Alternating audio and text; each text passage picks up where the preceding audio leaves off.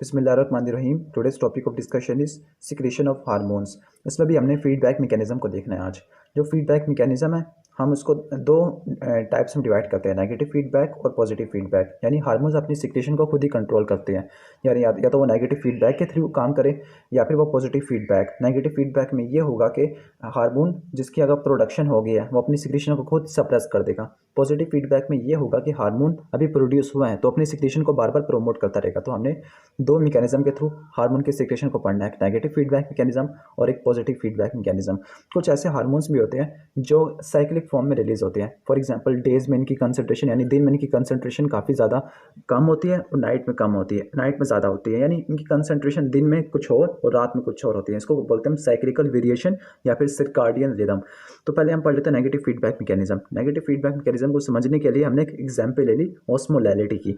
जब भी ब्लड की ऑस्मोलैलिटी बढ़ती है तो ऑस्मोलैलिटी को सेंस करने के लिए हाइपोथैलेमस में स्पेशलाइज्ड रिसेप्टर होते हैं। ऐसे रिसेप्टर जो ऑस्मोलैलिटी को सेंस करते होते हैं उनको बोलते हैं सेंसरी ऑस्मो रिसेप्टर। वो ऑस्मो रिसेप्टर जब उनकी स्टिमुलेशन होगी, जब ब्लड की ऑस्मोलैलिटी ज़्यादा होगी तो ऑस्मो रिसेप्टर एक हार्मोन की रिलीज को बढ़ा देगी, एडीएच। एडीएच प्रोड्यूस होता है सुप्रा ऑप्टिक न्यूक्लियाई और पेरीवेंट्रिकुलर न्यूक्लियाई, लेकिन ज़्यादा इंपॉर्टेंट होता है सुप्रा ऑप्टिक न्यूक्लियाई। तो सुप्रा ऑप्टिक न्यूक्लियस से इसकी फॉर्मेशन हो जाएगी एडीएच की। जब एडीएच की फॉर्मेशन होगी तो एडीएच कलेक्टिंग डक्ट पे जाके काम करेगा, वहाँ पे वाटर की परमिएबिलिटी को बढ़ा देगा, जिसकी वजह से वाटर की रीअब्सॉर्प्शन ज़्यादा होगी। जब वाटर की रीअब्सॉर्प्शन होगी तो वाटर सारा का सारा ईसीएफ में यानी एक्स्ट्रा सेलुलर फ्लूइड में ऐड होगा।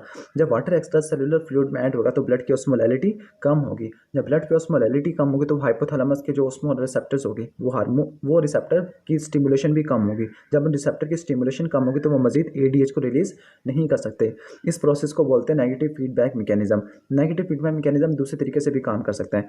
एक तो हमने हार्मोन के वाले से पढ़ा था ना, दूसरा अगर ऑस्मो रिसेप्टर एक्टिवेट होते हैं ब्लड के ऑस्मोलैलिटी से तो वो थर्स्ट मैकेनिज्म को एक्टिवेट करते हैं। वो थर्स्ट सेंटर कहाँ पड़ा हुआ होता है? ये ऑर्गेनम वस्कुलिज्म ऑफ लैमिना टर्मिनालिस से OVLT एंड एरिया पोस्ट्रीमा, इन दो सेंटर को हम ला के कह सकते हैं थर्ड सेंटर।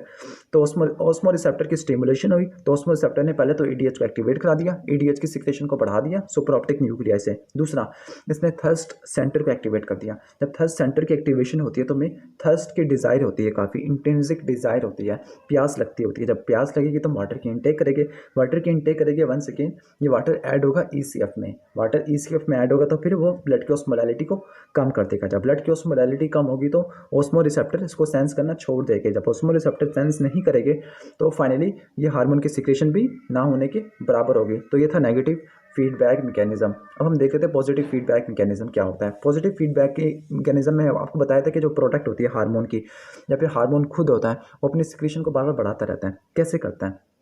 ओव्यूलेशन होने से पहले, यानी जब ओव्यूलेशन का टाइम नज़दीक आ जाता है तो एस्ट्रोजन की जो अमाउंट होती है ना वो एंटीरियर पिट्यूटरी ग्लैंड को स्टिमुलेट करती है। जब एंटीरियर पिट्यूटरी ग्लैंड को स्टिमुलेट कराती है तो वहाँ से एलएच की प्रोडक्शन ज़्यादा होती है। वो एलएच ओव्यूलेशन काज कराएगा, वो एलएच ओवरीज पे जाके काम करता है और एस्ट्रोजन की अमाउंट को दोबारा बढ़ा देगा। यानी एस्ट्रोजन ने एलएच को बढ़ाया, एलएच ने एस्ट्रोजन को वापस बढ़ा दिया। इस पॉजिटिव फीडबैक मैकेनिज्म ओव्यूलेशन के टाइम पे होता है।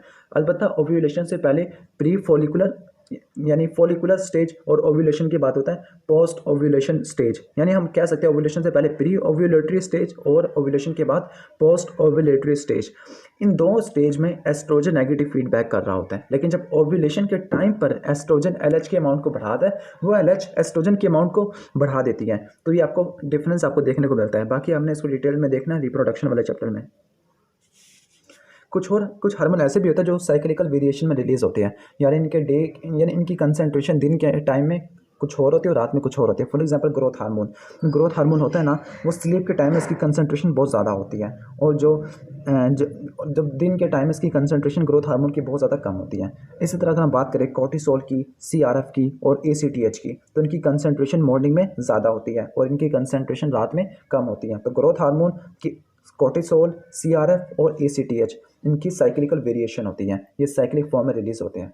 नेक्स्ट प्रॉपर्टी हम हार्मोन्स के पढ़ लेते हैं, ट्रांसपोर्ट ऑफ हार्मोन्स। हमने कहा था कि हार्मोन्स दो तरह के होते हैं, वाटर सॉल्युबल और दूसरा वाटर इनसॉल्युबल, जिसको लिपोफिलिक भी बोलते हैं। जो वाटर सॉल्युबल की एग्जांपल हमने कहा था पेप्टाइड्स और कैटेकोलामीन्स। जो पेप्टाइड्स और कैटेकोलामीन्स है वाटर सॉल्युबल है। प्लाज्मा भी वाटर सॉल्युबल होता है, क्योंकि प्लाज्मा में 99% वाटर होता है। तो वहाँ पर ये हार्मोन्स प्लाज्मा के अंदर डिसॉल्व हो जाती है और उनको ट्रांसपोर्ट कराने के लिए किसी कैरियर प्रोटीन की ज़रूरत नहीं पड़ती। कोई प्लाज्मा प्रोटीन इनको ट्रांसपोर्ट नहीं करती, बल्कि खुद ही ट्रांसपोर्ट हो जाते हैं। दूसरा लिपोफिलिक हार्मोन। लिपोफिलिक हार्मोन में एग्जाम्पल थी स्टेरॉइड्स की और थायराइड हार्मोन की। ये चूंकि ये लिपोफिलिक होते हैं, वाटर इंसॉल्युबल होते हैं, तो इनको ट्रांसपोर्ट कराने के लिए किसी कैरियर प्रोटीन की ज़रूरत पड़ती है। कोई प्लाज्मा प्रोटीन रिक्वायर होती है। वो प्लाज्मा प्रोटीन एल्ब्यूमिन होती है, वो उनको ट्रांसपोर्ट करती होती है इनके टारगेट टिश्यू की तरफ। अब प्लाज्मा प्रोटीन से बाइंड करने का क्या फ़ायदा होता है? प्लाज्मा प्रोटीन से बाइंड करने का ये फ़ायदा होता है कि ये प्लाज्मा प्रोटीन के साथ जो बाइंड हार्मोन होते हैं वो रिजर्वायर के तौर पे काम आते हैं। रिजर्वायर का मतलब होता है कि कभी कभार ऐसा होता है कि हार्मोन अपना फंक्शन करते हैं तो वो डिस्ट्रॉय हो जाती हैं, तो ये प्लाज्मा प्रोटीन हार्मोन को रिलीज़ करवा देती है। वो हार्मोन अपने फ्री हार्मोन की कंसनट्रेशन को रेप्लेनिश कर लेते हैं, रिकवर कर देते हैं। तो पहला फंक्शन क्या हो गया प्लाज्मा प्रोटीन का, कि ट्रांसपोर्ट। दूसरा होता है रिजर्वायर फंक्शन। रिजर्वायर का मतलब होता है कि इनकी फ्री हार्मोन की कंसनट्रेशन को मेंटेन करना, फ्री हार्मोन का। तीसरा इसका फंक्शन ये होता है कि हार्मोन से क्लियरेंस को स्लो कर देना, यानी इनकी हाफ लाइफ को बढ़ा देना।